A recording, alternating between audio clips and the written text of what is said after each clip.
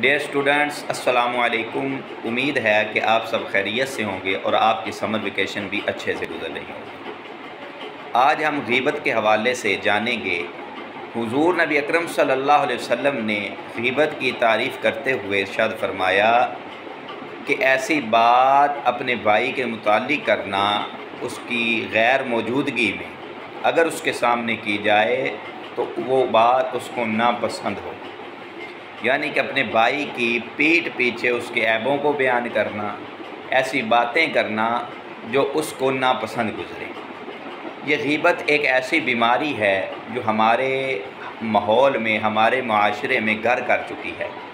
ہمارے ہر گھر میں، ہر دفتر میں، ہر کلاس روم میں، ہر جگہ یہ بیماری پائی جاتی ہے، اور یہ ایک ایسا گناہ ہے جس کو کرتے ہوئے انسان اس کو گناہ بھی نہیں سمجھتا۔ اسی وجہ سے نبی رحمت صلی اللہ علیہ وسلم نے اس گناہ کو یعنی غیبت کو بدکاری سے بھی زیادہ برا گناہ قرار دیا۔ فرمایا کہ غیبت جو ہے یہ زنا سے بھی بری ہے۔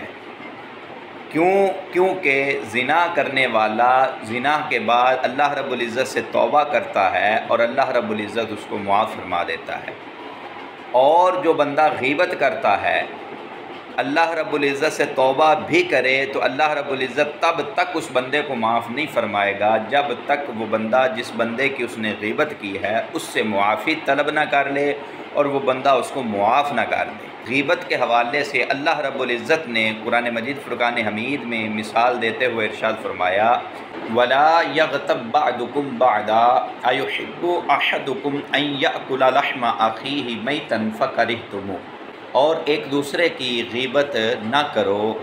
کیا تم میں سے کوئی پسند کرتا ہے کہ تم اپنے مردہ بھائی کا، مردار بھائی کا گوشت کھاؤ، اور یہ تمہیں ناگوار ہوگا، ناپسند ہوگا۔ پیارے بچوں، جب غیبت اس قدر بری ہے تو ہمیں غیبت سے بچنا چاہیے، اور دوسری بات غیبت کرنے والے کے ساتھ ساتھ غیبت سننے والا بھی غیبت میں شریک ہوتا ہے۔ بعض لوگ کہتے ہیں کہ ہم نے کون سی کسی کی غیبت کی ہے، ہم تو ویسے پاس بیٹھے تھے۔ تو فقہا فرماتے ہیں کہ اگر آپ پاس بیٹھے ہیں تو اس کو منع کریں کہ آپ اس کی غیبت نہ کریں، اگر وہ نہیں رکتا تو آپ وہاں سے اٹھ جائیں۔